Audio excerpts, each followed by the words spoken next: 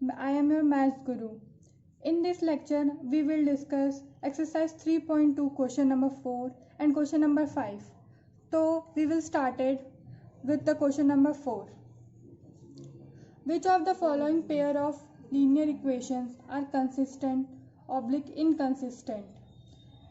इसमें से जो हमें पेयर ऑफ लीनियर इक्वेशन दिए हुए हैं हमें बताना है कि क्या वो कंसिस्टेंट है या फिर इनकंसिस्टेंट। तो मैंने आपको प्रीवियस लेक्चर में बताया कि किसे हम कंसिस्टेंट कहेंगे और किसे इनकंसिस्टेंट कहेंगे। मैं यहाँ आपको एक क्विक रिकैप दे देती हूँ ताकि आप इस क्वेश्चन को कर लें।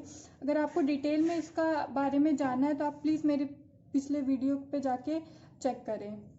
तो कोई भी सिस्टम कंसिस्टेंट तब होता है जब उसके पास एटलीस्ट एक सॉल्यूशन हो, और इनकंसिस्टेंट तब होता है जब होता है कि उसके पास कोई भी सॉल्यूशन ना हो। तो आगे क्या दिया हुआ है, if consistent obtain the solution graphically. अगर कोई सिस्टम कंसिस्टेंट है तो उसका जो सॉल्यूशन है वो हमें ग्राफिकली लेना है।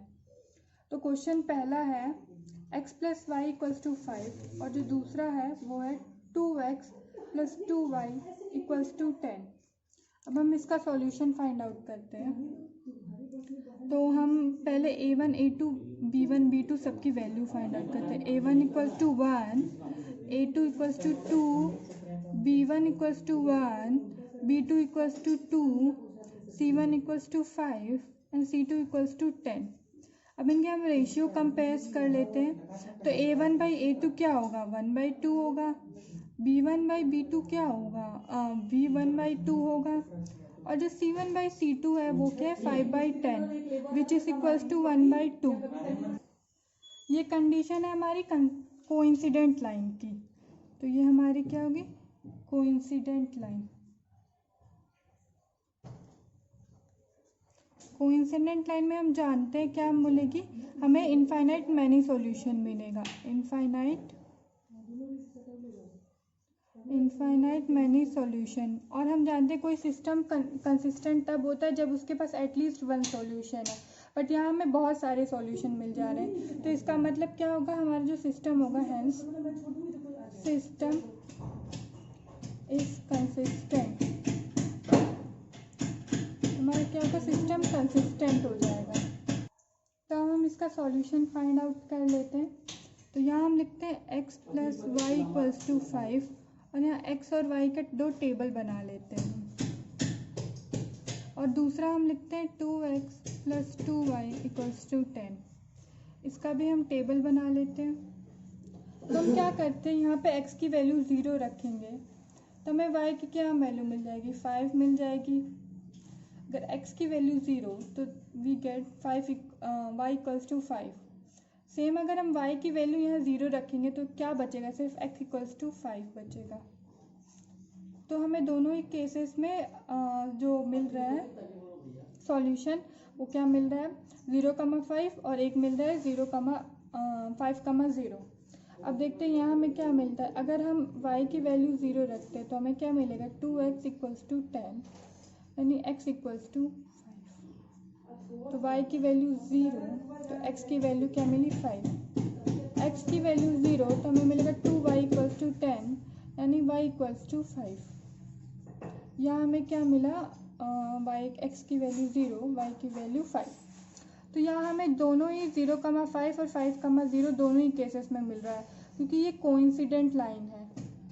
कोइंसिडेंट लाइन है तो हमारा जो दोनों इक्वेशन दोनों लाइन होगी वो एक दूसरे पे कोइंसाइड करेगी या ओवरलैप्स करेगी। तो इसका ग्राफिकली हम सॉल्यूशन फाइंड आउट कर लेते हैं। तो यहाँ मैंने ग्राफ ऑलरेडी प्लॉट कर लिया है, मैंने ग्राफ बना लिया। तो चलिए देखते हैं कि कैसे इसे प्लॉट करेंगे। तो पहला हमारा क्या था, 0,5 था और एक था हमारा 5,0। ये हमारा पॉइंट होगा 5,0 और ये पॉइंट होगा 0,5। दोनों ही सिचुएशन में दोनों ही हमारे इक्वेशंस के सेम सॉल्यूशन आ रहे हैं। तो अब हम क्या करेंगे, हम दोनों लाइन को, एक लाइन को मैं ग्रीन से ड्रॉ करती हूँ और एक को मैं करती हूँ रेड लाइन से ड्रॉ। मैं इसी लाइन को थोड़ा सा आगे एक्सटेंड करती हूँ रेड लाइन से ताकि हमारे दो लाइंस पता चले। हमारे दो लाइन दोनों पे ओवरलैप्स है तो मैं दोनों लाइन को मेंशन कर देती हूँ। मान लेते ये हमारी लाइन होगी x plus y minus 5 equals to 0 and ये वाली जो रेड वाली लाइन है वो इंडिकेट कर रही है हमारी 2x plus 2y equals to 10। तो हमें यहाँ से इनफाइनाइट मैनी सॉल्यूशन मिल गया। अब क्वेश्चन इसका सेकंड पार्ट देख लेते हैं। तो इसका सेकंड पार्ट है, मैं यहाँ पे मेंशन कर दूँ, इसका सेकंड पार्ट है x minus y equals to 8 और दूसरा है and 3x minus 3y equals to 16। अब इसे हम थोड़ा स्टैंडर्ड फॉर्म में कर लेते हैं। तो ये हो जाएगा x minus y minus of 8 equals to 0 और ये हो जाएगा 3x minus 3y minus of 16 equals to 0। तो अब a1 a2 b1 b2 की वैल्यू फाइंड आउट कर लेते हैं। c1 c2, तो a1 की वैल्यू है 1, b1 की वैल्यू -1, c1 की वैल्यू है -8, a2 की वैल्यू है 3, b2 की वैल्यू है -3, c2 की वैल्यू माइनस ऑफ 16। तब रेशियो क्या आएगा, a1 बाई a2 आएगा 1/3, b1 बाई b2 आएगा -1 बाई -3। ये क्या हो जाएगा 1/3 के इक्वल। c1 बाई c2 होगा -8 by -16 which is equals to 1/2। तो हम देख रहे हैं a1 by a2 is equals to b1 by b2 which is not equals to c1 by c2।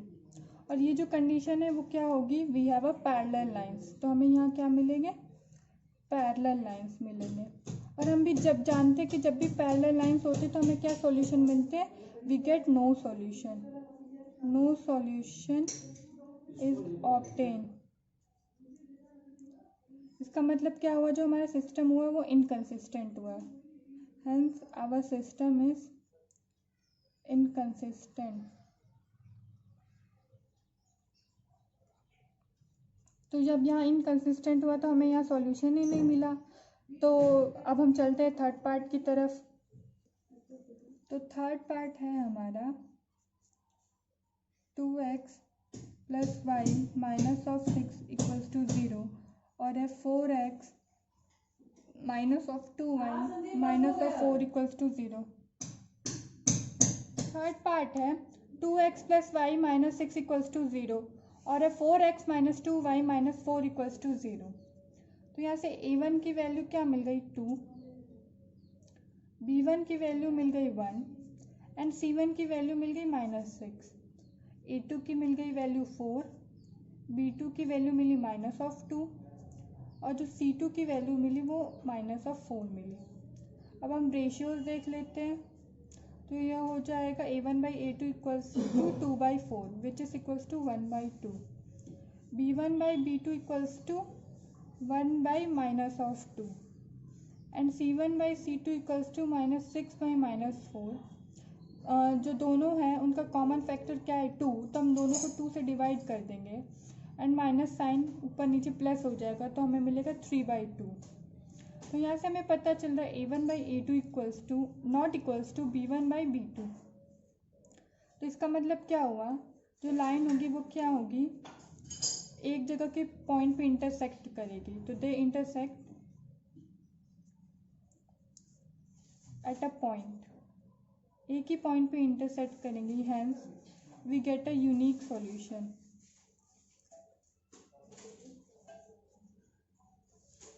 तो इसका मतलब क्या होगा, सिस्टम हमारा क्या होगा, कंसिस्टेंट होगा, सिस्टम इज कंसिस्टेंट। तो अब इसके दो सॉल्यूशंस फाइंड आउट कर लेते हैं हम।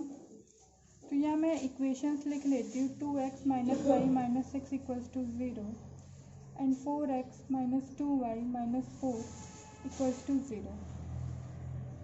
अब यहाँ x y कॉलम बना लेती हूँ मैं। अब क्या करते हैं हम, x की वैल्यू क्या रखते हैं, 0 रखते हैं। तो हमें क्या मिल जाएगा, y equals to y minus 6 equals to 0 which give us y equals to 6। इसी तरह अगर हम y की वैल्यू यहाँ 0 रखेंगे, यहाँ लिख लेती हूँ मैं, तो हमें मिल जाएगा 2x equals to 6 which give us x equals to 3. 6 को मैंने इक्वल्स टू के राइट हैंड साइड ट्रांसफ़र कर दिया, इसीलिए वो +6 हो गया है. तो हमारा ये होगा 3,0. यहाँ हम क्या करते हैं, x को हम 0 रख देते हैं, तो ये हमें मिलेगा 2y equals -4 equals to 0 and y equals to -2. और यहाँ से हमें मिलेगा y इक्वल्स टू 0, यहाँ मैं लिख लेती हूँ y इक्वल्स टू 0, तो हमारा मिलेगा 4x - 4 equals to 0 and x equals to हमारा 1 मिल जाएगा. ये इसको हम ऐसे भी लिख सकते हैं 4x इक्वल्स टू 4 दोनों तरफ से कैंसिल आउट हो जाएगा एंड वी गेट 1. तो ये हो जाएगा y 0 लिया, x की वैल्यू क्या है ये 1. अब इसका ग्राफ प्लॉट कर लेते हैं हम. तो ये रहा ग्राफ. जो हमारा पहला है वो क्या है 0,6 है और दूसरा क्या है 3,0. तो 0,6 कहाँ आएगा, कुछ यहाँ आएगा 0,6, ये वाला पॉइंट है. और जो दूसरा पॉइंट है वो क्या है 3,0 पॉइंट ये आएगा कुछ. तो इसको मैं ग्रीन कलर के स्केच पेन से ड्रॉ कर देती हूँ. तो ये हो जाएगा, कौन से लाइन को रिप्रेजेंट करेगा ये रिप्रेजेंट करेगा 2x + y - 6 इक्वल्स टू 0. और जो हमारा दूसरी लाइन है वो उसके पॉइंट क्या है 0, -2 और 1, 0. तो 0, -2 कहाँ आएगा, 0, -2 यहाँ आएगा और जो दूसरा पॉइंट है 1, 0. तो ये 1, 0 ये रहा पॉइंट. अब जब हम इनको मैं रेड स्केच पेन से ड्रॉ करती हूँ, तो मैंने इसे रेड स्केच पेन से ड्रॉ कर दिया. और इस लाइन का भी इक्वेशन हम लिख देते हैं. ये लाइन किसको रिप्रेजेंट कर रही है 4x - 2y -4 इक्वल्स टू 0. अब देख रहे हैं हम इन लोग का जो पॉइंट ऑफ इंटरसेक्शन है वो ये है. इसका मतलब इसका x एक्सिस भी 2 पे लाई कर रहा है और y एक्सिस भी 2 पे. तो इसका मतलब इसके पास का जो सॉल्यूशन क्या होगा वो 2,2 होगा. तो हम लिख देंगे हेंस सॉल्यूशन इज 2,2. ये हमारा सॉल्यूशन हो जाएगा. अब इसका फोर्थ पार्ट देखते हैं. ये फोर्थ क्वेश्चन का लास्ट पार्ट है. तो मैं फोर्थ पार्ट लिख लेती हूँ. वो है 2x - 2y - 2 इक्वल्स टू 0 और है 4x - 4y - 5 equals to 0. a1 a2 b1 b2 की वैल्यू फाइंड आउट कर लेते हैं. a1 की वैल्यू है 2, b1 की वैल्यू है -2, c1 की वैल्यू है -2, a2 की वैल्यू है 4, b2 की वैल्यू है -4, c2 की वैल्यू -5. तो हमें क्या मिलेगा a1/a2 हमें मिलेगा 2/4 यानी कि 1/2. b1/b2 हमें मिलेगा -2/-4, वी गेट 1/2. c1/c2 हमें मिलेगा -2/-5, ये हो जाएगा 2/5. तो यहाँ से हमें पता चल रहा है a1/a2 equals to b1/b2 not equals to c1/c2. और जो ये कंडीशन होती है वो किसकी होती है, पैरेलल लाइन की कंडीशन. ये क्या है पैरेलल लाइन, ये क्या है पैरेलल लाइन से हमारी. और इसका मतलब क्या होता है, हमें नो सॉल्यूशन ऑब्टेन होता है, नो सॉल्यूशन इज ऑब्टेन. तो इसका मतलब क्या होगा, हमारा सिस्टम क्या होगा, hence system is consistent, sorry inconsistent, क्योंकि हमारे यहाँ सॉल्यूशन कोई है ही नहीं. तो ये हमारा क्या हो जाएगा, सिस्टम इनकंसिस्टेंट हो जाएगा. तो अब चलते हैं क्वेश्चन नंबर 5 की तरफ.